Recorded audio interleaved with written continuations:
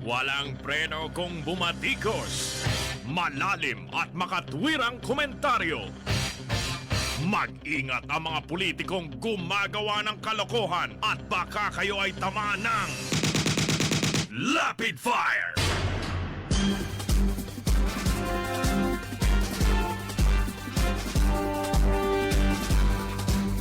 Congressman Butch Pichay ng Surigao, mga kaibigan, guilty at hinatulan sa kasong graft.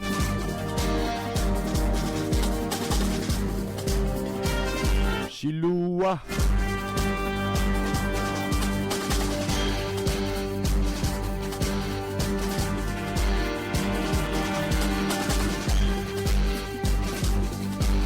Ito po namang commissioner ng PACC o Presidential Anti-Corruption Commission na si Greco Velica ay sinampahan ng kasong administratibo at kasong kriminal sa Office of the Ombudsman.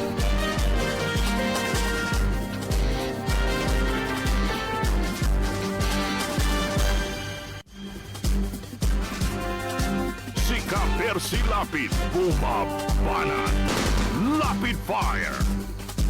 Makikipagkita raw po itong si Defense Secretary Lorenzana sa Anti-Communist Task Force dahil po sa mga pinagkakalat nitong si General Parlade.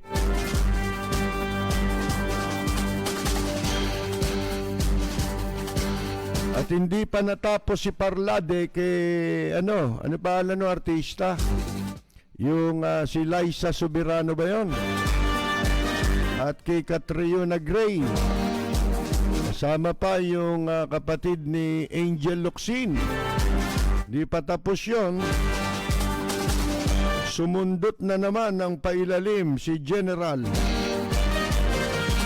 At ngayon po ay kanya namang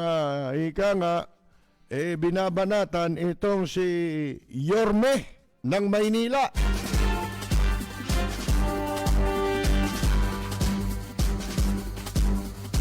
Pero sabi ni Parlade, wala raw siyang interes na maging AFP Chief of Staff. Gusto niya magsipsip. Makihimod sa tumbong. Kaya si President Digong, mga kaibigan, alam ba ninyo? Yan si President Digong ang may pinakamalinis na tumbong. Sa dami ng humihimod, kaya hindi na siya kailangang maghugas ng puwet. Yun eh.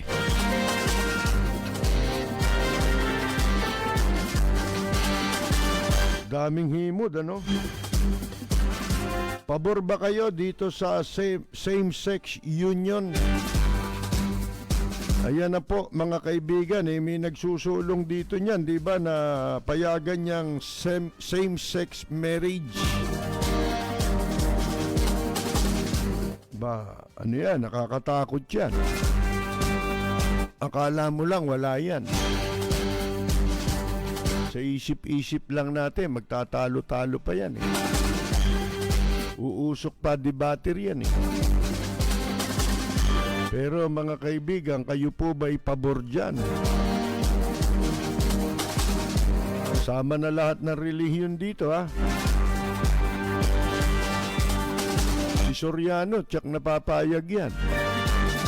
Si Eli Cuyucot Soriano, mga kaibigan, ipapayag siya dyan, mga kaibigan. Alam niyo kung bakit, ha? Po, nakikita niyo sa akin sa harap ng...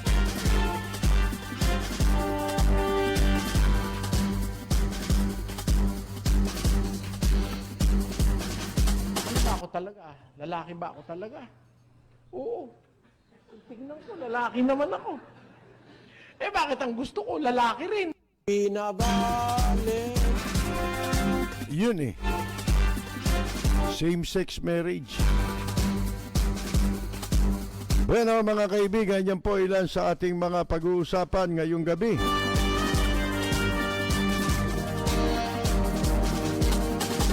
Ito, unahin natin to si Pichay, ha? Nasabit din sa wakas. Kaya lang, may apila pa sigurado ito sa Korte Suprema, di ba? Sandigan Bayan pa lang to eh. Ayon po dito sa balita, mga kaibigan, ito si Surigao 1st District Representative Prospero Pichay ay napatunayang guilty, mga kaibigan, sa kasong GRAP pagkatapos niyang aprubahan ang halagang 1.5 million budget para po dun sa chess competition, yung chess, mga kaibigan, nung siya ay namumuno pa ng Local Water Utilities Administration o LUWA. At ito ay nataon nung gawin po itong katarantaduhang nakaw na ito, mga kaibigan. Ito'y kupit pa lang ito eh. Alam ba ninyo, ito si Pichay, kupit lang ito. 1.5 million. Itinaon ito, nangyari ito nung magkaroon ng, nung siya ay naging national president ng Chess Federation of the Philippines. Iyan. At ayon po sa 31 pahinang desisyon ng Sandigan Bayan 5th Division, ngayong Biyernes ito, ngayong araw lang na ito, mga kaibigan, si Pichay ay napatunayang guilty sa kasong GRAP sa ilalim ng Republic Act number 3019 or the Anti-GRAP and Corrupt Practices Act. At ito na yung madalas natin binabanggit. Pag nakasuhan ka ng GRAP, kasama kang kinakasuhan ng Republic Act 6713 or the Code of Conduct and Ethical Standards for Public Officials and Employees. Ayan po yun. Guilty rin po siya dyan, mga kaibigan. Kasi pagka gumawa ka ng masama, nilabag mo yung 6713. Kaya ikaw ay nagnakaw o ibang kaso, mga kaibigan. Kasama lagi yan. Kasi po, yung 6713, yan ang pamantayan ng mga nasa gobyerno.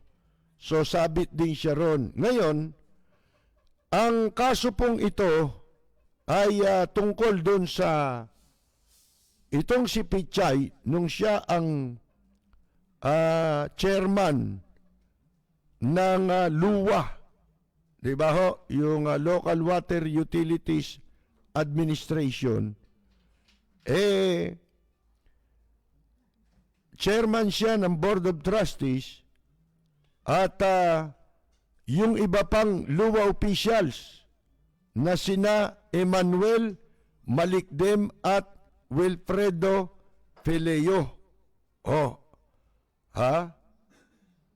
Ayan, sangkot din yan, dalawa, na parehong trustee ng LUWA. Ngayon, bilang acting chair daw, ayon po dito sa desisyon, si Pichay ay responsable sa pagkaka-aproba ng budget para sa 2010. Sino yung presidente nun? Si Gloria pa kasi aso ni Gloria ito mga kaibigan Ito malakas sumimod sa tumbong ni Gloria nung araw. At ito, yan, silang dalawa ni Mike Defensor, di ba? Kaya nakita ninyo yung uso ni Mike Defensor nung araw, hindi nauupod kadidila kay Gloriang maliit pero maluwang. Gloriang maliit, makapagal. Ayan po, ibig ko sabihin. Ngayon eto ho, nangyari ito noong 2010 kung saan merong 1.5 million ang inallocate o inilagay ni Pichay para sa competition na ang pamagat ng competition na yon para sa chess, nakapangalan sa kanya, Chairman Prospero Pichay Junior Cup International Chess Championship. Even if the government agency was implementing austerity measures to save funds. Ibig sabihin daw, kahit na nang ginawa ito ni Pichay, kahit na ang tanggapang ng gobyerno, yung luwa, ay nagpapatupad ng austerity measures. Yung bang pagtitipid, di ba? Pagtitipid yun para makapagtipid nga po ng pondo. Ngayon, ano masama dito? Abay, chairman siya ng luwa, kinuha niya yung pera ng luwa, itong luwa, may kaugnayan ito sa tubig. Di ba? Yan ang minamanage niyan yung tubig na iniinom at pinapaligo natin, mga kaibigan, lalo na sa mga malalayong lugar. Wala namang kinalaman yung chess dun Bakit dun mo kinuha yung pondo? Di ba? Ano kinalaman ng parang sports yan, di ba? Hindi namang, ano ba yung chess? Sports ba yan? Ano kinalaman ng sports dyan at sasandukin mo yung pera tapos dadalin mo sa chess? Para sa tubig yan. Tsaka ito si Pichay, itong itong halaga na sangkot dito, mga kaibigan, 1.5 million lang ito. Kung tutusin ninyo, napakaliit lang, di ba, sa mga magnanakaw ngayon. Bilyunan ng nakaw ngayon, daang milyunan di ba? Kaldero nga lang pinagawa ni Cayetano, ilang milyon yun. Mga kaibigan, napakalaki nun. Plunder na yun Ngayon, alam ba ninyo na may hiwalay pang kaso ito?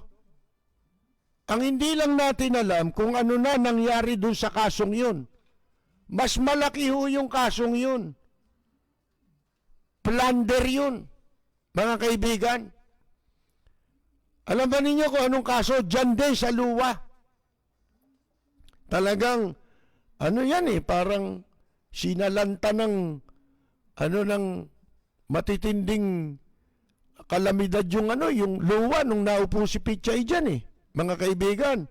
Naubos ang pera niyan kay Pichay. Si Prospero Butch Pichay. Ngayon, alam ba ninyo, may isa pang kaso ito. Ang hindi natin alam kung ano na nangyari doon. Alam ba ninyo kung ano kaso niya? Yung pera ng luwa, ibinili niya ng bangko. Isipin mo yan wala namang kinalaman din yung bangko sa luwa. Bumili ng negosyo yung bangko, ang ginamit na pera ng luwa. At ang pinakamasaklap, alam ba ninyo kung ano? Yung bangko na binili niya, bangkong bangkarote, sarado na. Sino may-ari? Yung pamilya ni Gatchalian. Mga kaibigan, isipin ninyo yan Ewan natin kung ano nangyari dyan. Napakalaking pera ang involved dyan. Mga kaibigan, ito, nahatulan siya ngayon sa kaso ng pagnanakaw, mga kaibigan, sa halagang 1.5 million lang. Ang sabi ng Sandigan Bayan, sinubukan ni Pichay na gamiting argumento o ginamit na argumento ni Pichay na siya ay walang kapangyarihan na magtulak ng pondo sa mga ganong aktibidad katulad ng chess bilang chairman. Pero, ang sabi ho ng Sandigan Bayan, hindi namin na binili yung kanyang kanyang palusot, ha? As it was proven that he was the proponent at napatunayan na siya ang talagang may panukala at nasa likod ng programa ng CHES. Anong sasabihin mong wala kang kapangyarihan eh? Hindi nabenta yun sa Sandigan Bayan, hindi binili ng mga justices kasi palusot, di ba? Wala akong kinalaman dyan eh. Ikaw yung presidente ng Chess Federation. Nung sandukin mo yung 1.5 million. Di ba? Ang laking katarantaduhan eh. Ngayon, the records, sabi ho sa desisyon ng 5th Division, Sandigan Bayan 5th Division, the records show that accused Pichay, pinakikita raw sa record na itong akusadong si Pichay was the proponent, siya po may panukala niyan, in the luwa of the sponsorship of chess tournaments. Impliedly, he admitted that he was unaware of the budget line item for sports at the time when the LUA Board of Trustees deliberated on the 2011 operating budget. Yet he did not object thereto. Pero hindi siya tumutol. Kaya lumilitaw, umamin siya. Minsan yung yung pagsagot mo, yun ang magpapahamak sa'yo, kala mo lusot ka eh. Di ba? Sabi niya, wala akong alam dyan eh. Sa budget niya eh. Para sa sports. Nung panahong ang LUWA at saka yung Board of Trustees ng LUWA, pinasyahan yan para sa 2011 operating budget. Ba't di mo tinutulan? Sabi ng Sandigan Bayan. Yun ang huli siya. Di ba? Itong akusadong si Pichay, basahin ko muna English Accused Pichay downplayed the powers of his position. Kunyari, walang kapangyarihan yung pwesto niya. By claiming his role was limited. Sabi niya ay limitado ang kanyang papel to formulation of policy directions. Sa pag-formulate ng mga policy. Pagpapatupad ng mga policy which could be exercised only through the LUWA BOT. Mga kaibigan, ang may kapangyarihan, pinalilitaw niya yung Board of Trustees, siya wala bilang chairman. At yan daw ang nagpapatupad doon ng mga polisiya. As a collegial body, he further averred that he was not in the position to tell the administrator what to do. Wala rin daw siyang kapangyarihan na pagsabihan yung administrator kung ano gagawin. Ito sabi ng Sandigan Bayan tungkol dyan sa pinagsasabi niyang yan. His assertions, however, are belied by the minutes of the meeting. Yari na. Sinungaling sinungaling ho, mga kaibigan. Meron palang minutes of the meeting eh. Di ba? Pag nagme-meeting kayo, kumbaga yun ang journal. Itinatala lahat ng pinag-uusapan ninyo. Ultimo, kung sino nandun. Di ba? Ganun ho yun. Yung minutes of the meeting. Pinaliwanag din ng hukuman na si Pichay,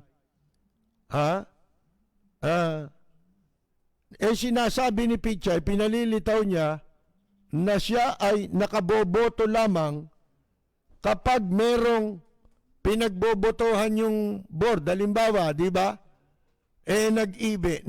Nag-break even, nagtabla. Halimbawa, 6-6, kung 13 sila. Doon lang daw siya boboto para to break the tie. Ayun, mga kaibigan. In case of a tie between the board.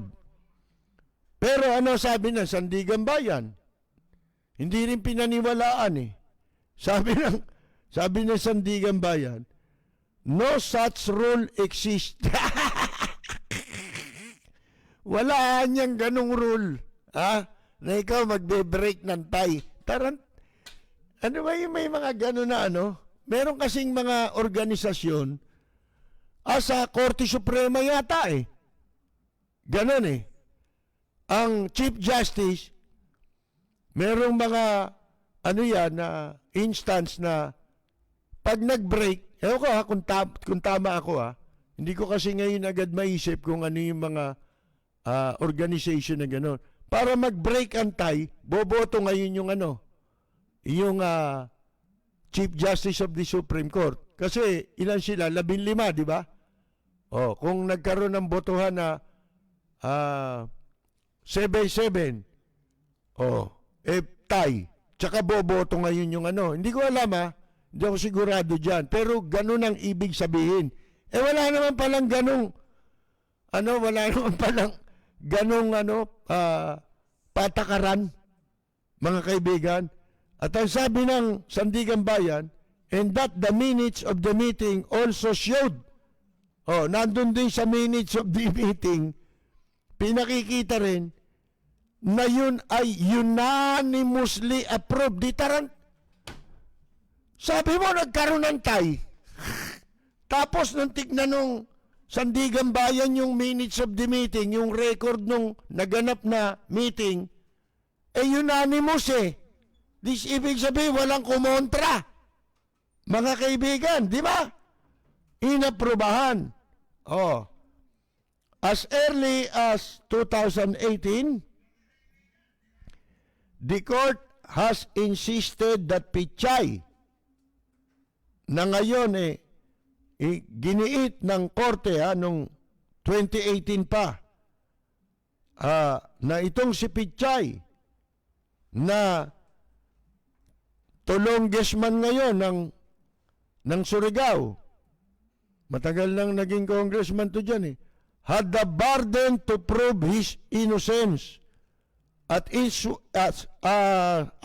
was satisfied over the prosecution's evidence and that it was sufficient to convict the lawmaker who is also the lawbreaker. Hindi sinabi yun, the lawbreaker. Ako lang nagsabi noon. Totoo naman Di ba? With the decision. Sa desisyon. Pichay is sentenced. Ayan na. Si Pichay ay hinatulan na mabilanggo ng 6 na taon. Teka muna. 6 na taon Ang alam ko, pag 6 na taon, meron kang pagkakataong mag-avail ng tinatawag na probation. Para hindi mo iserve yung sentensya sa'yo. Di ba? Para hindi ka makulong, merong tinatawag na probation. Ia-avail mo yon. Ia-apply ninyo sa korte. Mga kaibigan. Pero ang masama po dito, si Pichay ay hinatulan na makulong ng 6 na taon at 1 araw. May buntot Kung nawala yung buntot na 1 araw, entitled siya. Di ba? Nagkaroon ng buntot, naloko na. Mga kaibigan. Oh. Up to a maximum of 8 years. Sipin mo, 6 years and 1 day, up to a maximum of 8 years. While they are also perpetually disqualified from holding public office. Automatic eh. Nakita ninyo yung desisyon? Ito yung madalas nating sinasabi. Nandun yung madalas nating ipinaliliwanag, yung 6713, na ayaw kilalanin ni Martires, ni Ombudsman Martires. Tulongis din. Di ba? Kung ako yan, dapat matanggal sa Ombudsman yan eh. Di ba? Dapat ma-impeach yan eh. Ignorance of the law, tawag dun eh. Sabi ni Martires mali daw yung batas. Defective daw yun. Gago ka pala, ba't ka umupo dyan? Oh, ngayon, pinapaliwanag nga natin lagi yan. Kung ang mga nasa gobyerno susundin talaga yung Republic Act 6713, hindi sila makukulong eh. Hindi sila makakasuhan. Palibasa, dalawang bagay yan. Hindi nila sinusunod o hindi nila alam. Hindi nila kabisado. Kaya sinasabi nga natin, dapat lahat ng pumapasok sa gobyerno, kay ikaw ay kakandidato, kay ikaw ay i-appoint, kay ikaw ay opisyal, kay ikaw ay karaniwang empleyado, dapat magse-seminar muna. Doon lamang sa 6713 dahil mahaba yun. Mga kaibigan, pagkatapos mo mag-seminar, bibigyan kayo ng kaunting examination para matiyak na naintindihan mo. Hindi ba? Yung mga gagampanan mo at mga gagawin mo. Kung paano mo gagampanan ang iyong trabaho sa gobyerno. Hindi ba? Ngayon, tatakbo ka. Kung meron ka ron, nagdaan ka sa Republic Act 6713 seminar, pakita mo yung kwan mo. Dapat isama bilang requirement ng COMELEC. Di ba? Na naiintindihan mo yung Republic Act 6713. Para kung ikaw manalo, nasa gobyerno ka na, wala ka nang masisisi. Di ba? Pag nagnakaw ka, talagang nagnakaw ka eh. Hindi mo pwedeng ikatwirang, naku, nagkamali ako eh. Mga palusot na ganito, hindi lulusot yan eh. Binasa mo eh, nag-examine ka pa eh. Di ba? At siya ay pinagbabayad sila.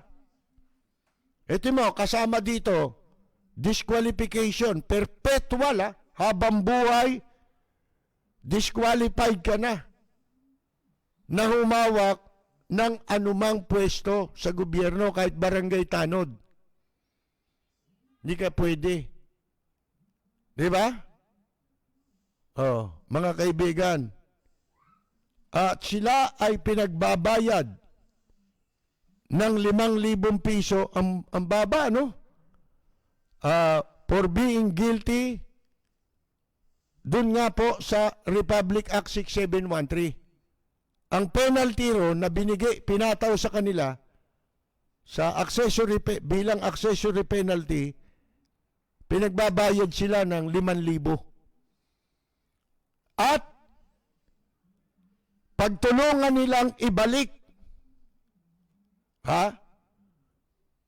yung pong ninakaw nila na 1.5 million budget at kasama ang interest na 6% a year kung kailan nagsimula yung pagnanakaw nila.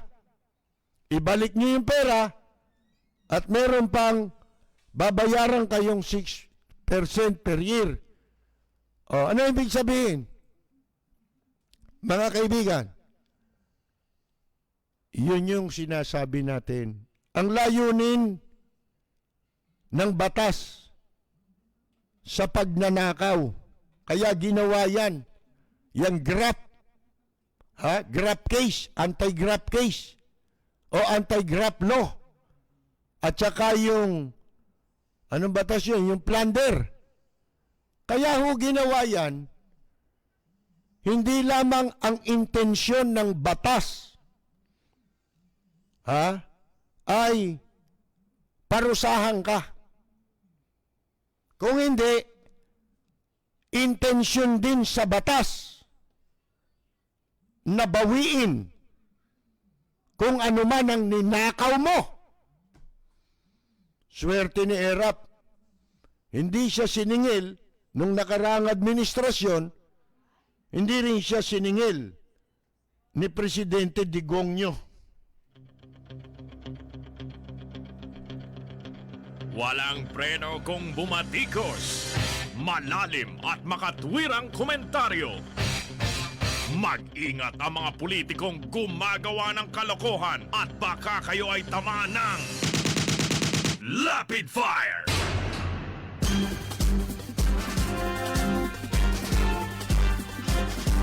Si Percy Lapid, bumabanat. Lapid Fire!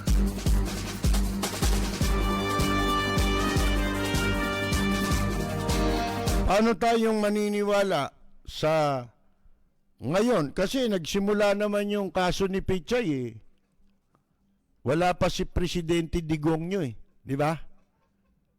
2009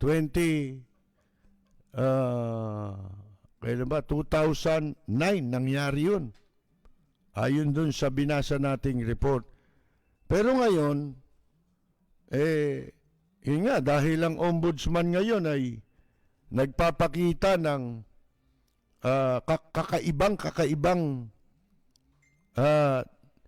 tungkulin na dapat nilang gawin ngayon. Diba? Mismong ombudsman ang nagsabi, diba? Si Samuel Martires na inappoint ni President Digongyo. Ang nagsabi na defective daw yung Republic Act 6713 tsaka yan daw salin, hindi na siya magbibigay.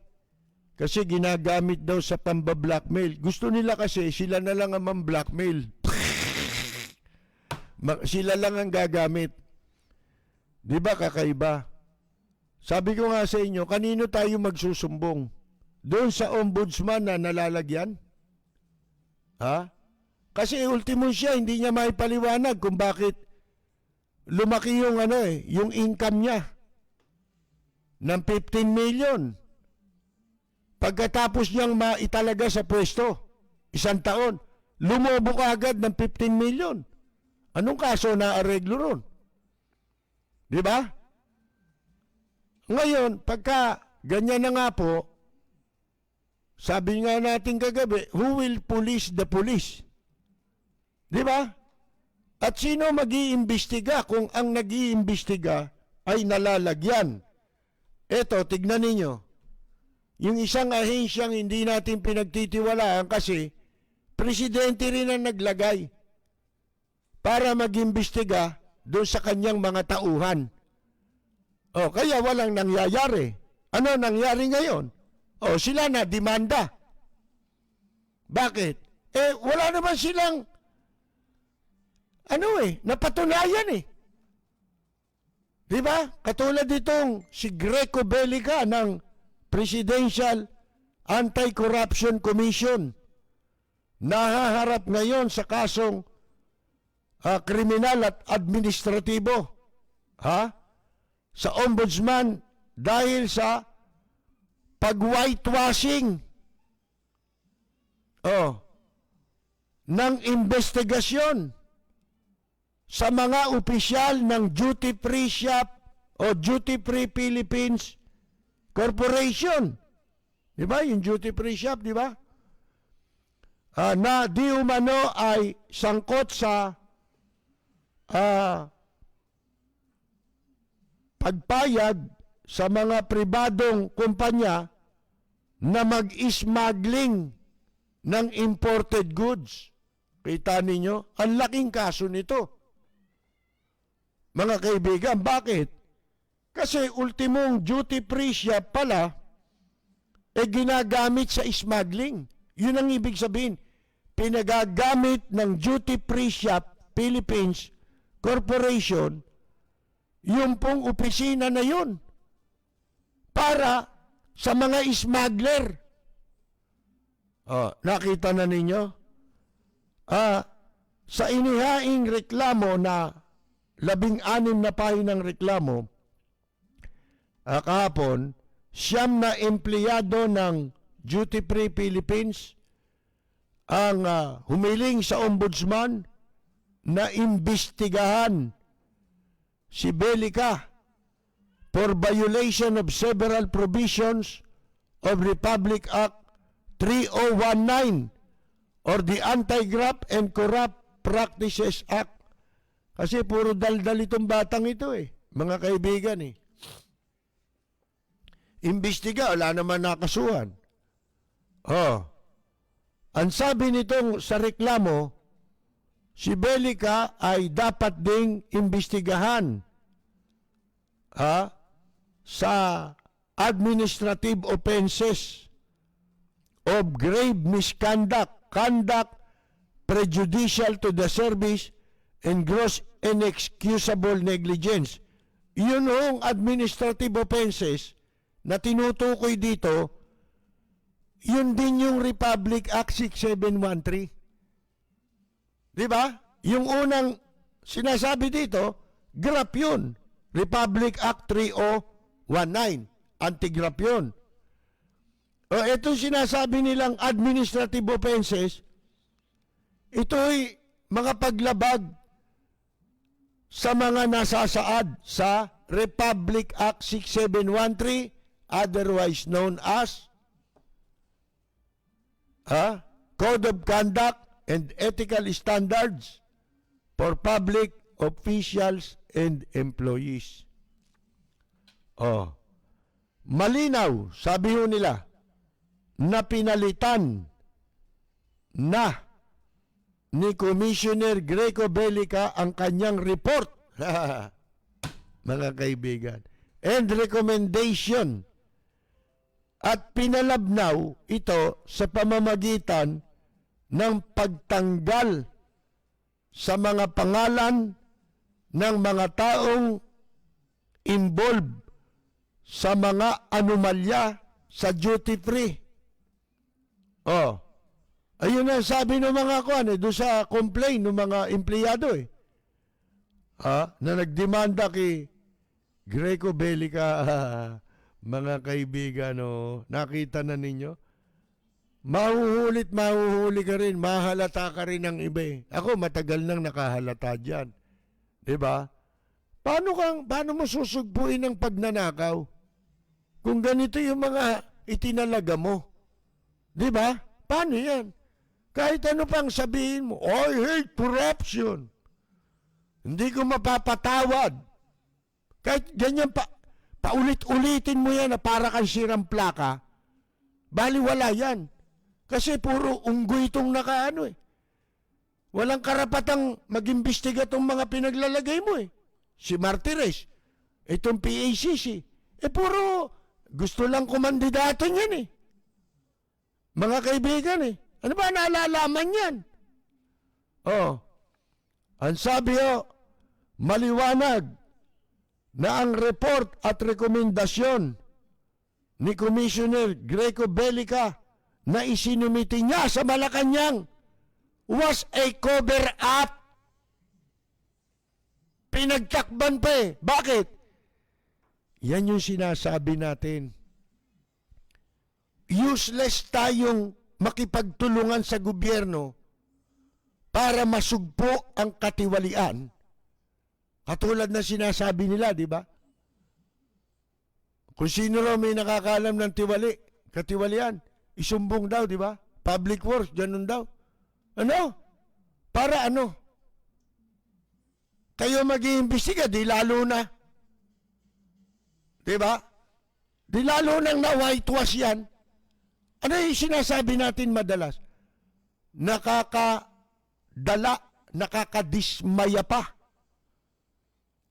Natutulong ka sa pamahalaan para linisin ang korupsyon. sugpuin. Ang ginagawa nila kasi, gagamitin ka pa nila. Parang yung ilan dito, ginagamit yung programa natin eh. Para magparami. Yun. Ang trabaho naman ng mga ito, gagamitin ka nila pagka nagbigay ka ng tip, di ba? Halimbawa, may sinulat ka sa dyaryo, pwede na sila magpa-investigate. Pwede na sila ang may kapangyarihang takutin eh. Yung isinulat mong tiwali, ibinulgar mong tiwali, pwede na nilang tawagan yun, mag-submit ka nga ng gano'n, di kakabahan yun. Sino nananakot? Sino nang ba-blackmail? Di sila. Gagamitin yung effort ng tao, yung adhikain, mabuting layunin ng mga tao na tumulong sa pamahalaan para malipol, masugpo ang korupsyon. Gagamitin ka lang nila para sila magkapera. Katulad ng ginawa nitong si Greco Bellica, di ba ganun lumalabas yan? Di nireklamo sa kanya. Inimbestigahan niya. Nakita niya kung sino may mga lumalabas sa sinasabi nitong mga empleyado. Nakita niya yun. Kung sino mga may kasalanan dyan. Magnanakaw dyan. Kasabwat ng smuggler. Baka sila mismo smuggler. Di ba? Ano ginawa niya?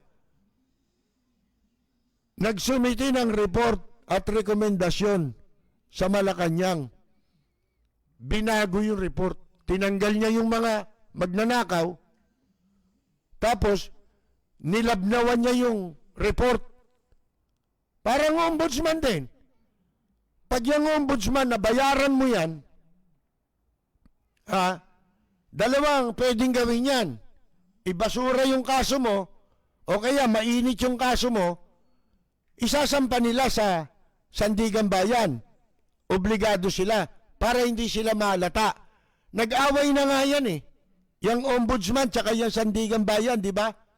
Dati, sa panahon ni dating ombudswoman Conchita Carpio Morales, nagbanatan niyang yung Sandigan Bayan tsaka yung ombudsman. Meron silang terminong nagamit doon eh. Kalimutan ko eh. Malala ko rin yan. Bakit sila nagbanatan? Ang sabi ng Sandigan Bayan, yung ombudsman ang may kasalanan eh. Kasi nagsasubmit sila ng kaso kulang. Ibig sabihin malabnaw. Diba? Pwede rin gawin nyo ng ombudsman na kunyari lang yung isasampa nilang kaso dahil para pagdating sa Sandigan Bayan, walang gagawin ng Sandigan Bayan dahil hindi matibay ang mga isinabmit mong kaso na nakapalob sa kaso, mga ebidensya, dahil malabnaw ang pagkakagawa, mapipilitan talaga na ibasura ng Sandigan Bayan, i-dismiss yung kaso. Nagsisisihan sila. Ayon ang tawag nila, inordinate delay. Yun ang naging tawag. Nagsimula yan eh. Doon sa kaso ni Lito Lapid, di ba? Nagsimula yan. Akalain nyo, maabsuelto si Lito Lapid, ang tagal na panahon. Tagal nung kaso, tapos madidismiss pala. Doon nagsisihan na sila kasi nalaman na ng publiko eh. Nalalaman, nabubuko na ng publiko. Maguhugas kamay na sila. Mga kaibigan. Eto, sabi rito, ang siyam na empleyado ng Duty Free Philippines na naghain ng reklamo, sina Alexander Sablan. Ito, mga matatapang ito pero mag-ingat din kayo, baka pagkapirahan din ni Samuel Martires o kaya ng opisina niya. At mabaliwala na kayo. Hindi na kayo pwedeng mag-follow up dyan. Ako nadala eh. Oh. Di ba? Mas malaki pa yung kasong pinail ko rito. Yung pong anomalous joint venture agreement sa pagitan ng IBC Channel 13 at ng kumpanya ni Regis Romero. Arto Builders. O ito pangalan ng mga empleyado na tumaya para ibulgar ang katiwalian.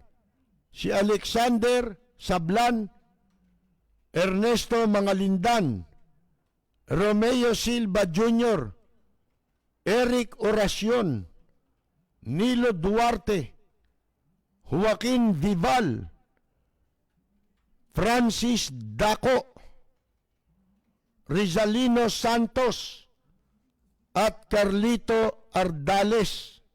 Ba, mahirap ang ginawa nitong mga ito. Ang inireklamo mo dyan, mga opisyal. Itong duty free, di ba, ano ito? Department of Tourism din ito. Diyan nga nag-shopping si Wanda Teo nun, di ba? Tatandaan ninyo. Turo lang ng turo, akin to, akin to, akin to, akin to. Mga kaibigan, lahat ng mamahalin doon, akin to. Oh, di ba? Hindi nagbabayad si Wanda Tae, Wanda Teo. Oh, mga kaibigan. Ang sabi nitong mga complainant, naalala nila na noong March 2017, ibig sabihin, panahon na ito ni Digong nyo, hiningi nila ang tulong ni Belica para makapag-file ng kaso laban sa mga opisyal ng DFPC. Ibig sabihin, nung una naniwala sila, mga kaibigan. Ako, umpisa pa lang, nakita ko na, delikado itong batang ito. Kaugnay ng supposed anomalies, mga anomalya, na dyan sa implementation ng supply delivery agreement ng duty free sa ilang mga pribadong kumpanya. Ayan. Ang anomalya, isang malaking anomalya rito, ito sinasabi nilang may kaugnayan sa pagpapatupad ng supply delivery agreement ng Duty Free Philippines sa mga private companies. Di ba dapat ang importation, kung meron, dapat direkta ang duty free, di ba? Pero sila ay nakikipagsabuatan sa mga private companies. Siguro, mag-i-smuggling itong mga pribadong ito, ang gamit nila duty free para walang babayarang buwis. Lugi gobyerno. Pero hindi naman doon tinitinda siguro yun. Ngayon, itong duty free Philippines employees na nagdemanda, ang sabi nila, yung SDA na yan, Supply Delivery Agreement, ay ginagamit ng mga pribadong kumpanya para magpasok ng mga imported goods. Ito na nga. Na hindi ibinabayad ng buwis. Ang mga pribadong kumpanya, na sinasabi rin dito sa SDAs, ang tawag sa kanila, concessionaires, were supposedly piggybacking in the tax privileges of duty free, which can be considered as technical smuggling. Nakita na ninyo? Yung sinabi natin kanina, yun na nga. Kasi ngayon ko lang binabasa ito, impromptu yung pagbasa natin dito eh. Oh, ang sabi ho ng mga nagreklamong empleyado, si Belica nangako na tutulungan silang maipursu yung kaso, may taguyod yung kaso. At sinabihan pa sila na mag-submit sa kanya ng mga dokumento na magagamit daw na ebidensya. Oh. Ano nangyari? Ito sabi. However, the complaint said, everything changed. Lahat anya nagbago.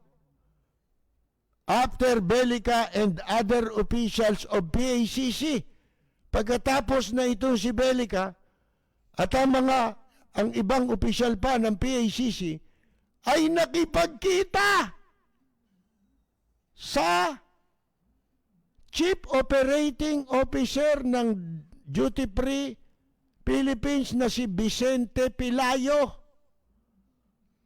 at abogado na si Charlie Pascual sa Malacanang. Doon ang katayan, ano? Sa Malacanang. Sabit na. Mga kaibigan. Sipin mo, pinagod mo yung mga tao, ang intensyon eh. Di ba yan yung sinasabi natin kanina? Mga kaibigan, gagamitin ka. Pag nakakuha ng impormasyon sa iyo, babakalan nila yung dapat nilang kasuhan. Kukuwartahan nila. I-extort nila. Siyempre, maglalagay yun. May kaso eh. Magkakakaso eh. Hindi ba? Di magagaila. Gaano karami na yan, Belica? Nadali mo. Nadali ninyo. Diyan sa PACC. Ayan ang sabi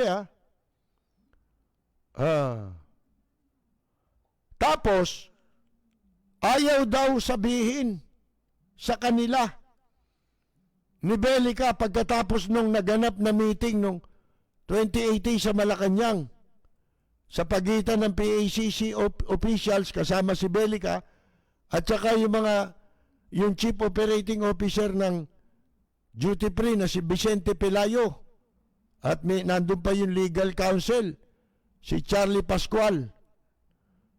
Siguro ito legal counsel ng Duty Free sa Malacanang 2018 kasi doon ang opisina ng PACC.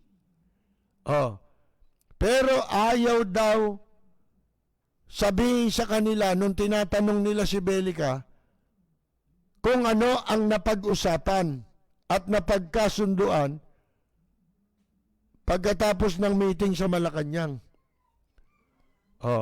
At ang sabi pa ng mga complainant, noong 2018, nakakuha sila ng draft copy. Yung draft pa lang, hindi pa final. Di ba? Na kopya ng report ni Belica at rekomendasyon. Tungkol doon sa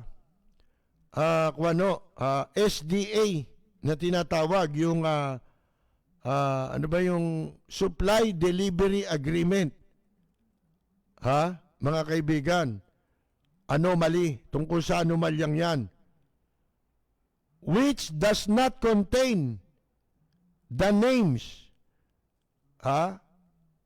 ng mga, wala raw nakasulat ng mga pangalan ng mga opisyal ng Duty Free na dapat kung sino ang dapat panagutin at imbestigahan.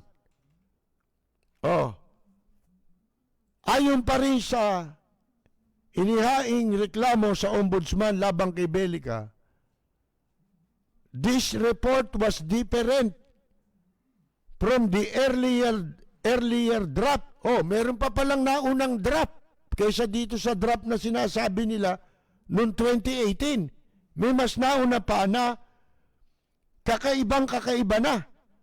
Dahil doon sa unang draft na ipinakita sa kanila nung kapatid ni Belica, ba? Pati kapatid nito.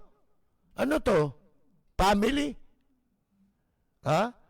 Anti-Red Tape Authority Director General Jeremiah Belica, nakapwesto nga rin pala ito. Pucha, parang puro corruption, pero sila mga sangkot ngayon, sila dinidimanda ngayon ng corruption.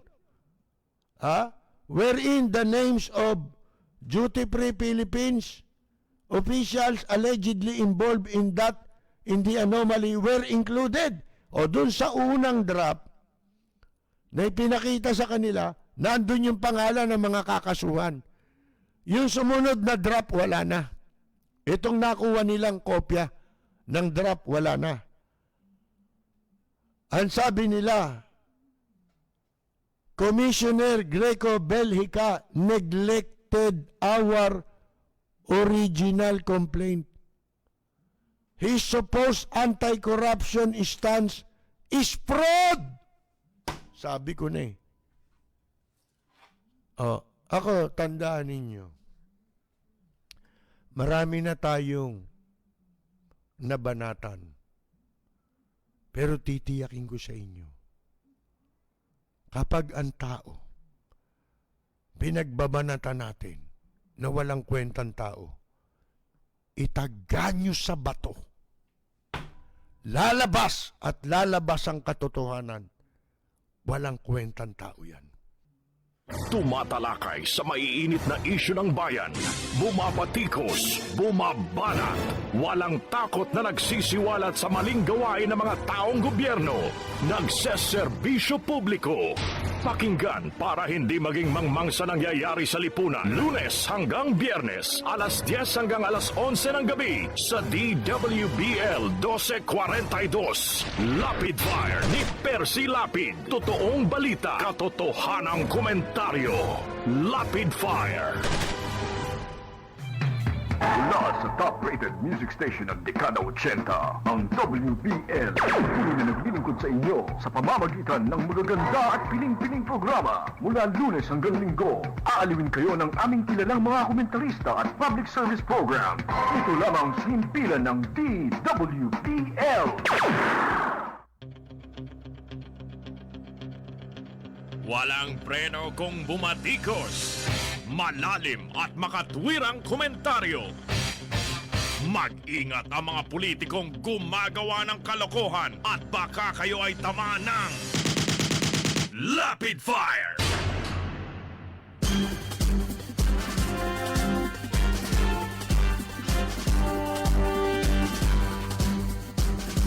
Si Percy Lapid, bumabanat. Lapid Fire!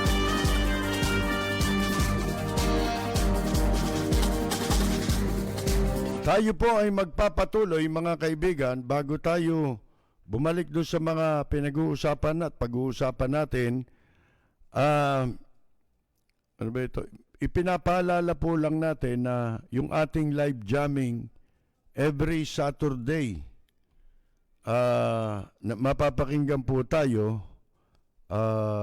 simula sa November 7. Nakakadalawang episode na tayo eh. Bukas pangatlo. Pero simula po sa November 7, sabayan na po tayong mapapakinggan sa DWBL. Ang ating pong live jamming ay alas 10 hanggang alas 11:30. Mapapakinggan sa DWBL 1242 sa inyong mga talapitan at mapapanood din po sa ating live streaming. Ang ating live jamming po yan. Lahat ng mga mapapakinggan ninyo ang mahuhusay nating working musicians, mga kaibigan, mga banda na napapanood ninyo para mapanood ninyo. Mapapanood nyo sila sa mga hotel, sa mga iba't ibang establishmento. Karamihan sa kanila mga kilala. At speaking O kilala nyo, si Miss Ivy Biolan. Kaibigan natin yan, idol natin yan, napakahusay na singer niyan, recording artist, naka-base na sa Amerika, pero umuwi raw siya rito ay sa kanya dahil nagkausap kami kahapon sa FB at meron pala siyang bagong single. Iyon mapapakinggan nyo bukas siya sa ating pong live jamming, alas 10 ng gabi. Miss Ivy Biolan, idol natin yan mga kaibigan, isa yan sa mga hinahangaan nating singer. Siyempre, sino pa ba mga panauhin natin bukas? The Brothers Unlimited, di ba? Bobby Gomez at ang Brothers Unlimited. Ang gagaling po niyan. Mga veterano yan. The Rhythm of Three, sina Dada, di ba? Joey, Dada, si Rene Tolentino. At mapapakinggan din isa pang idol natin, si Doc Nonoy Zuniga, mga kaibigan, di ba?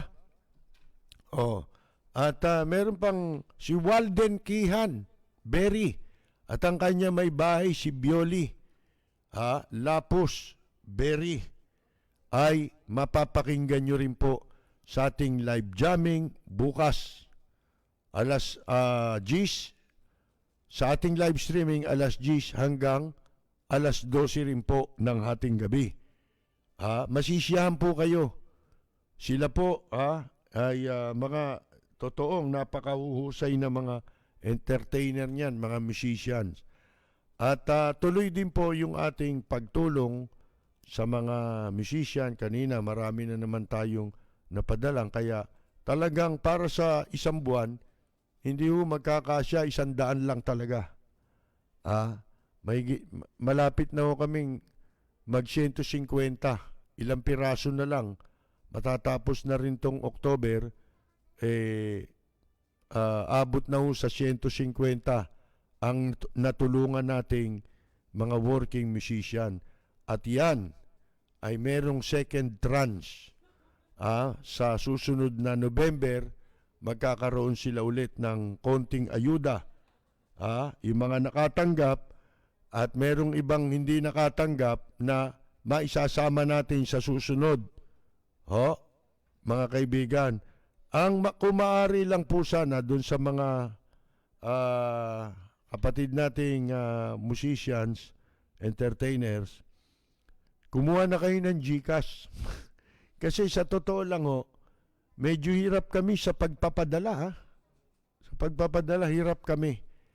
At saka nakakahiya dun sa mga nakapila sa Palawan. Nagkaka-traffic Lahat po kayong may cellphone, pwede silang mag-GCash. Magre-register lang sila sa cellphone. Basta may cellphone kayo, paano yung walang ganyan? Hindi pwede, talagang Palawan. Pero kayo rin, hindi mahirapan. Hindi na kayo lalabas. Titignan na lang ninyo yung cellphone. Yung mga ano tawag mo sa ganyan cellphone? Android, iPhone, Android. Kung ganyan ang cellphone nyo, mag-GCash na lang kayo. Hindi na kayo alis ng bahay. Matitignan nyo lang, dadating na sa inyo yung remittance, di ba? Manap kayo ng may cellphone. Kamag-anak nyo, di ba? Ganun lang yun. Mas madali yung proseso na yun. Pero, ganun pa man, kahit na medyo mahirap, papadalan pa rin namin kayo sa Palawan kung talaga walang magagawa. Di ba? Kaya lang, hindi sabay-sabay na. Nakakahiya doon, ang tagal Ang tagal nung mga nakapila Kawawa naman sila, di ba? Pag naunahan namin, ang tagal talaga. Yan lang ang ating paalala doon sa mga kapatid nating musician. Sa November, sigurado na ang second tranche ninyo. Lahat ng napadala natin at magdadagdag pa tayo ng iba pasensya naman, humingi kami pasensya doon sa hindi na namin pwedeng ma-accommodate. Kasi hanggang doon lang ho kakayahan natin. Ha? Hindi naman kami gobyerno. Di ba? Ito'y galing din sa mga nagtitiwala sa atin at alam nila, nakakaunawa sa kalagayan ng mga musician, mga working entertainers na hindi pinapansin ng pamahalaan. Maikwento ko na sa inyo, ulitin ko, maraming beses ko na pong binanggit ito. Kung meron pong nagkaroon tayo ng tinatawag na overseas program. Di ba? Meron tayong mga OFW nakakarating sa iba't ibang bansa. Pero ang hindi ho nare-recognize yung contribution ng mga Filipino working musicians and entertainers. Sapagkat kung hindi po dahil sa mga working musician and entertainers, wala po tayong overseas program. Yan pong yung mga musician at mga entertainers na Pilipino, sila ang nagbukas ng pintuan upang mabuksan ang mas malaking pintuan para sa mga Pilipino kahit hindi sila entertainer. Ang nag-invest, ang dapat kilalanin dyan yung naitanim na goodwill ng mga musician at ng mga entertainers sa ating ekonomiya. Hindi ba sa matagal na panahon, wala namang sinasandalan ng ekonomiya ng Pilipinas kung hindi yung mga OFW natin. Yan yung overseas program OFW. Diyan lang sumandal ang ekonomiya ng Pilipinas sa napakahabang panahon dahil sa mga remittance na ipinadadala at kinikita ng ating mga kababayang OFW. Pero lahat po yan, wala sana yan kung wala yung mga entertainer at mga musician. Yan ho ang nagbukas ng pintuan Yan ang nag-invest ng goodwill na magandang pakikitungo para maipamalas ang husay ng mga Pilipino. Hindi lamang sa larangan ng mga pagtugtog at entertainment, kung hindi kaya nakarating ang mga OFW, nagkaroon ng hanap buhay sa ibang bansa dahil yan sa mga musician. Hindi ho yung mga napapanood yung entertainer sa TV. Ang tinutukoy natin, itong mga working musician. Sila ho yung mga tumutugtog, yan ang kanilang ikinabubuhay. Parang sabi ko nga sa inyo, walang ipinagkaiba yan sa karaniwang manggagawa. Na kapag hindi po nakatugtog ngayon, wala na po silang kakanin bukas. Tutugtog sila ngayon para may kakanin sila ngayon. Yun ho ang sitwasyon na hanggang ngayon, hindi ho pinapayagan ng ating pamahalaan na makabalik na sila. Dahil hindi pinapayagan ang pagbubukas ng mga entertainment venues, mga kaibigan. So, ang masama pa, wala namang naitulong sa kanila ni singkunduling ang ating gobyerno. Pagkatapos ng kanilang malaking naiambag sa ekonomiya ng ating bansa, wala man lang tumatanaw at kumikilala sa kanilang nagawa. Di ba? Mahirap na lang magsalita, mga kaibigan. Meron namang mga entertainer dyan Kaya lang, hindi naman sila working kasi. Katulad halimbawa, si Tito Soto, elitista yan Di ba? elitistang musician yan eh. Hindi naman siya yung kamukha ng mga ating napapanood dito sa programa natin at yung mga tinutulungan nating iba. Hindi naman sila ganun eh. Sila elitista sila eh. Di ba? Oh, ngayon, wala silang nagagawang tulong, mga kaibigan. Pero kahit papano, sino ba ang talaga makakaunawang unang-una sa kalagayan nila? Siyempre, yung kauri din nila. Di ba? Oh, kaya nga sinasabi natin sa inyo, meron tayong OWA. Lahat yan, nagbiyahe yan eh. Yung mga working musician. Lahat yan, nag-ambag sa OWA eh. Ay, nasa nang ginawa ng OWA? Di ba ito yung pagkakataon? Isipin ninyo, ilang buwan na? Mag-iisang taon na. Ilang buwan na lang, 1 taon na yan. 7 buwan, di ba? Na March, April, May, June, July, August, September, October. 7 buwan na ho eh. Oh, na wala silang trabaho, lahat. Oh, ang dami ng panawagan yan sa social media, pero walang pumansin sa gobyerno, mga kaibigan. Oh, sabi ko nga, yung OWA, halos lahat dyan sa mga entertainers, musician, nagbiyahe yan eh. Nagbiyahe yan, nag-ambag yan. Di ba? Sa OWA. Nasaan ang tulong ng OWA? Oh. Mabuti pa yung nag-TNT. Hindi namang nag-contribute sa OWA. Dahil, ano yun umaalis na turista rito. Illegal, nagtatrabaho sa ibang bansa. O pag naipit sa ibang bansa, mabuti pa yun, natutulungan ng gobyerno para iuwi dito Ginagastusan Di ba? Oh. May tungkulin ng gobyerno, pero ang dapat na maging priority ng OWA, yung mga nakapag-ambag. Di ba? Kasi may pera yun dyan wala. Puro pag nanakaw lang ang alam dyan sa OWA Ang gustong-gusto dyan ngayon, paborito nila yung quarantine sa motel, tsaka sa hotel. Motel, di quarantot yun. Di ba? Mga kaibigan. Paano? Laki ng binabayad doon. Siyempre, may usapan yan. Di ba? Di ba nung unang ginawa nila yan na overstay? Yung mga umuwing OFW, inabot ng 1 buwan, mahigit 1 buwan sa mga motel. Paano? Habang tumatagal doon, kumikita sila. Di ba?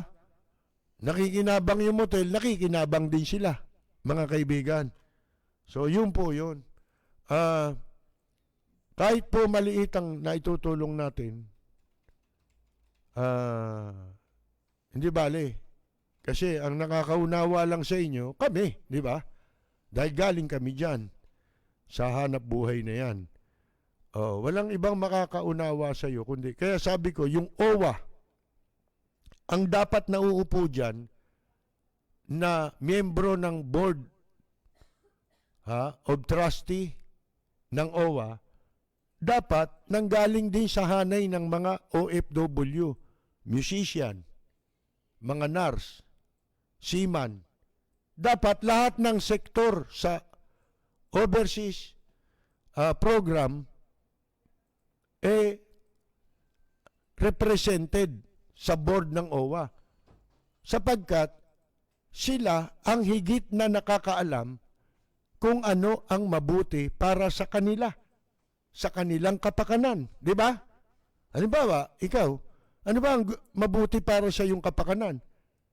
Kaya hindi magawa-gawa ng OWA yung talagang dapat nilang gawin. Ano ba pangalan yan?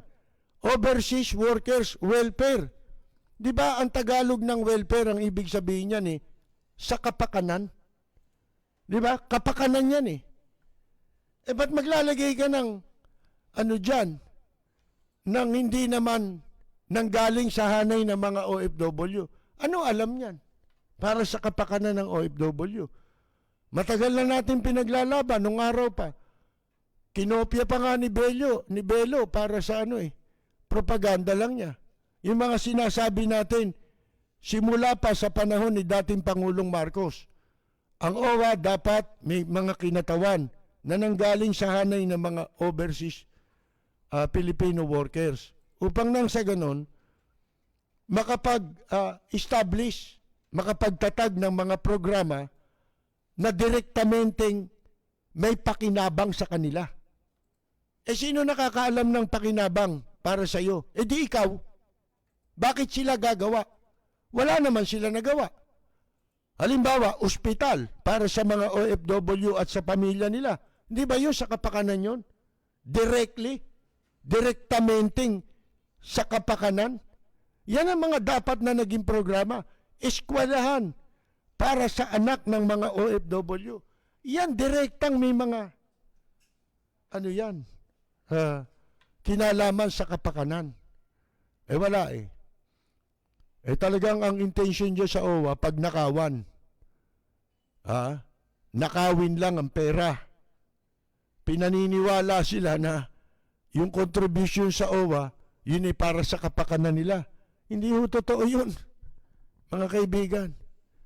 Matagal na ho kami dito. Simula nung wala pa yung OWA, nagbibiyahe na kami sa Japan.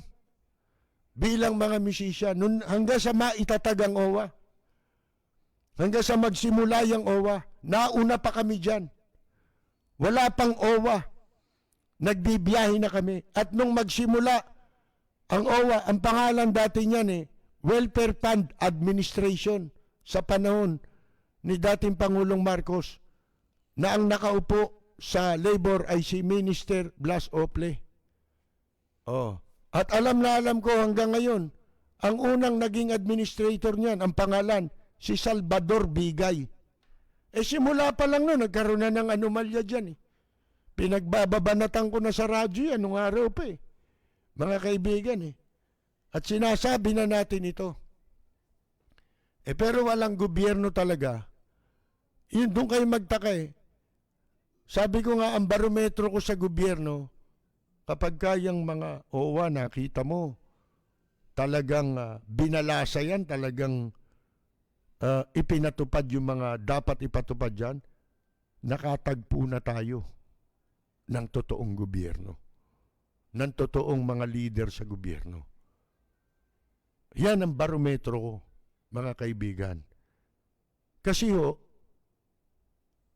napakalaki na ng pera ng OWA. Sabi ko nga sa inyo, ikaw, alam naman ng taong bayan, lahat magnanakaw kayo Walang humawak sa palayok na hindi naulingan. Di ba? Alam ng tao yan.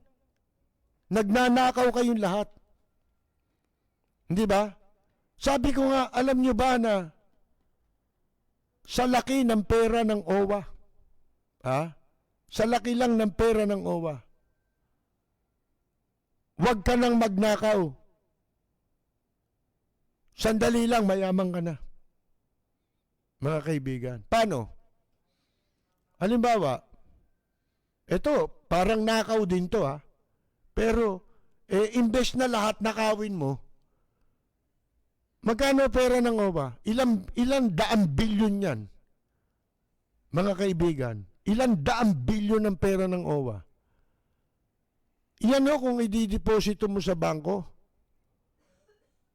sa tubo lang na 2%, magkano tubo niyan isang buwan? Sa 1 bilyon, magkano tubo niyan? Daang bilyon ang pera ng OWA. Sinasabi nila, pinalalabas nila ngayon na uubos na. Paano? Ninanakaw.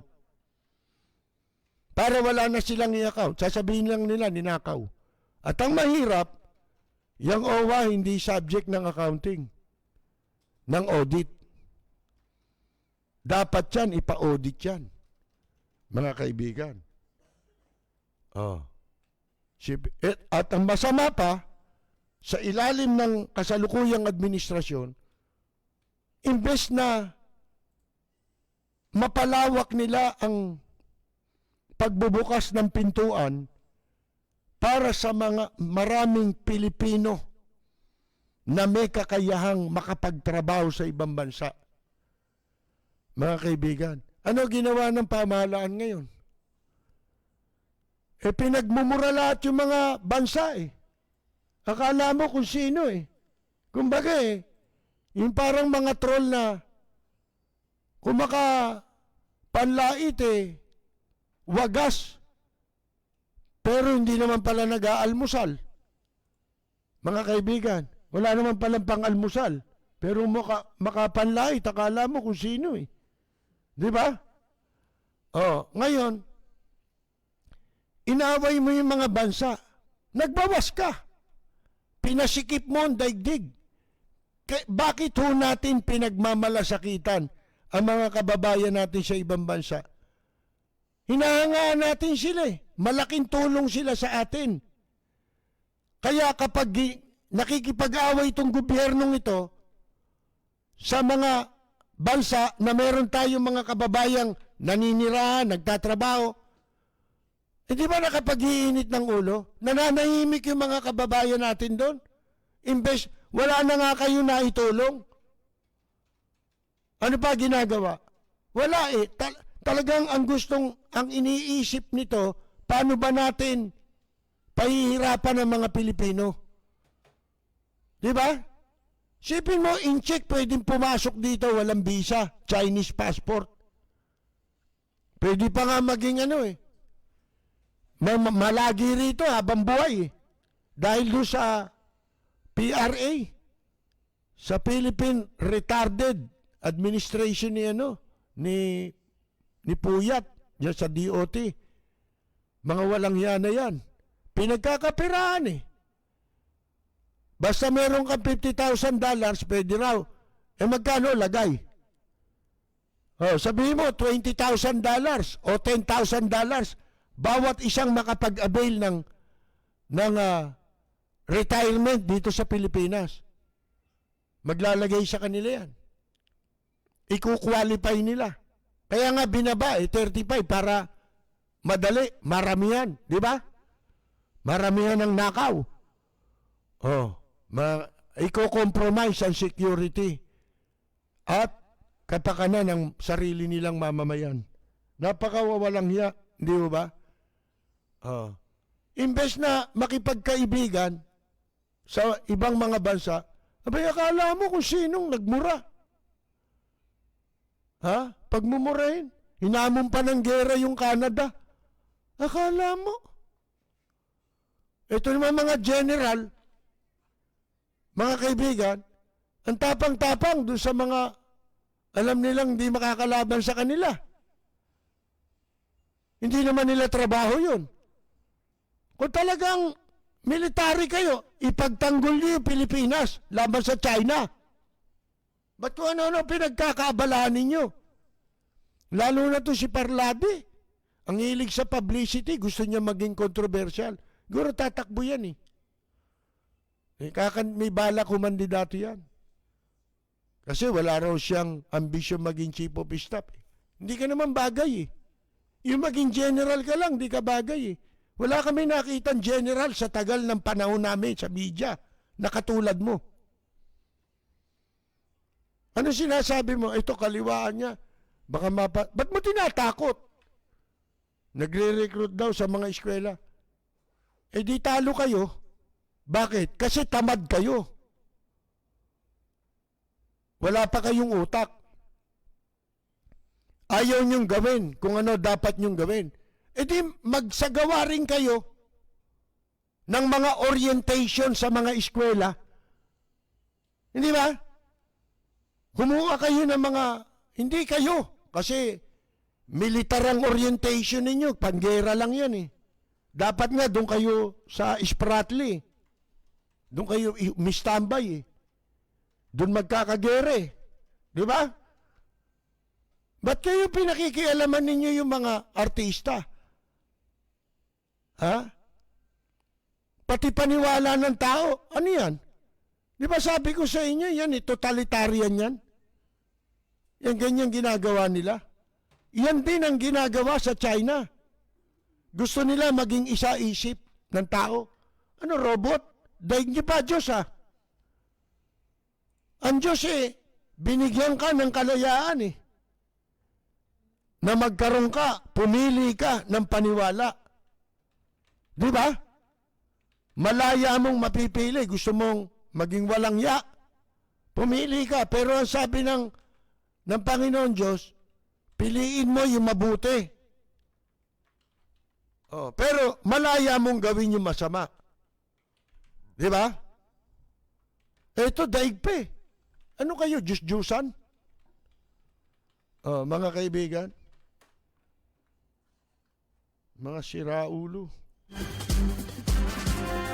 Si Ka-Percy Lapid, bumabanat. Lapid Fire.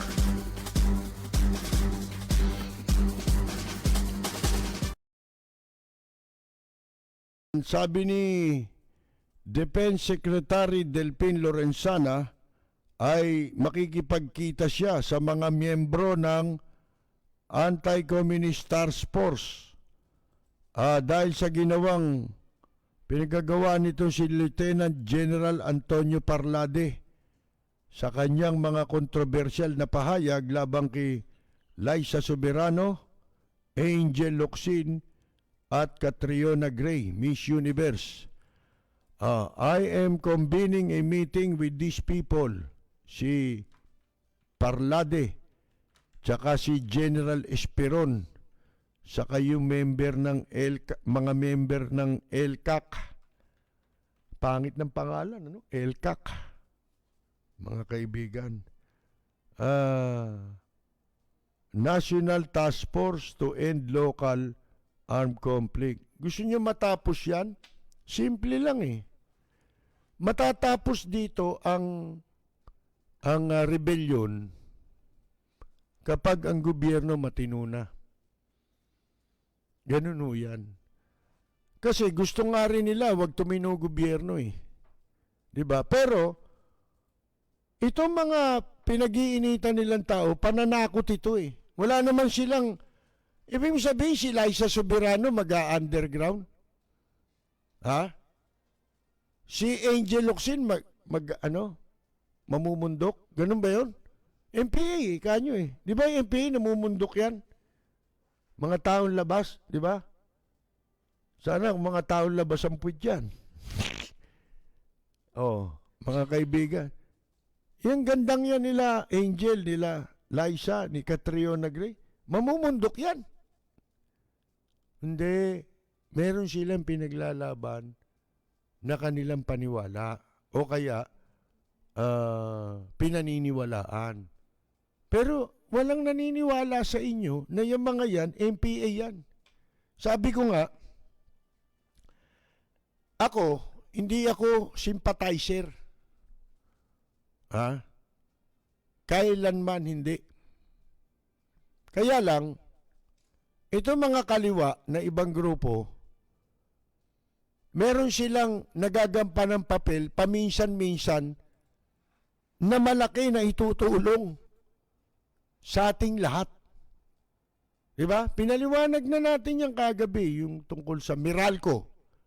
Sino ba kumukulit dyan? Diba yung mga leftist? Kung wala yan, sino sa inyo ang magrarally? Sino sa inyo nag-aaral na, pinag-aaralan yan kung paano tayo hino-hold up at pinagnanakawan ng Meralco at saka ng tubig? Mga kaibigan, sige nga.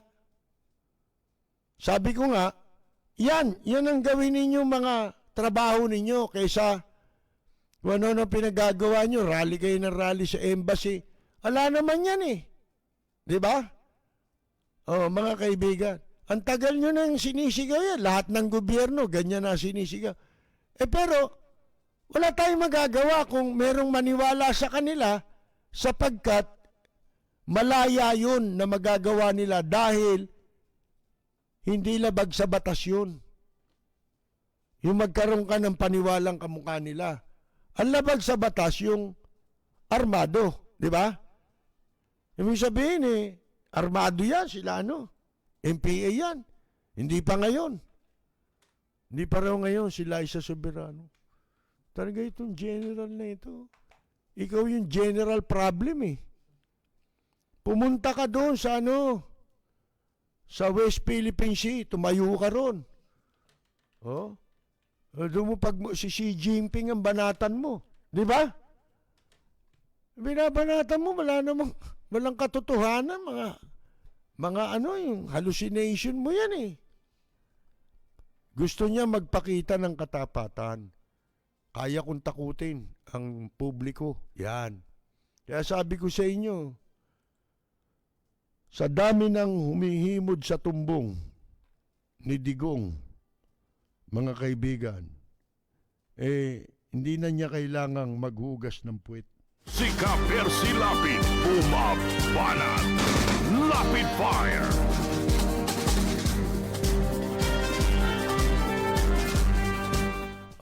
Kasi, eto, ano bang, I think we should talk, because of this brouhaha na lumaki. I think we should talk kung ano talaga ang maganda gawin. Sabi ni Lorenzana. Simula nung maupo kayo, Secretary Lorenzana, wala pa kami nakitang magandang ginawa kayo. Pinakahuli ninyo sinabi, yung sa di ba? Yung sa communications ng China, kinampihan mo pa? Ikaw pa nag-abogado? Ngayon, ang panawagan namin sa inyo, hindi yan ang dapat nyong asikasuhin.